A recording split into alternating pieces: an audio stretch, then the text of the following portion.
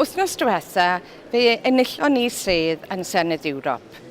Roedd y pol opinion i gyd yn dweud bod ni'n mynd i golli, ond nathon ni ddim. Pam? Achos chi, aelodau Plaid Cymru.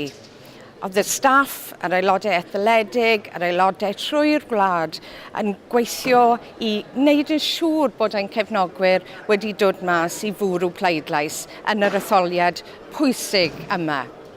Dwi'n falch iawn o'r Blaid, o'r tîm anhygoel oedd gyda ni yr wythnos diwetha. Ac felly dwi eisiau dweud diolch i chi, i bob un ohonych chi sydd wedi cyfrannu at ein buddigoliaeth.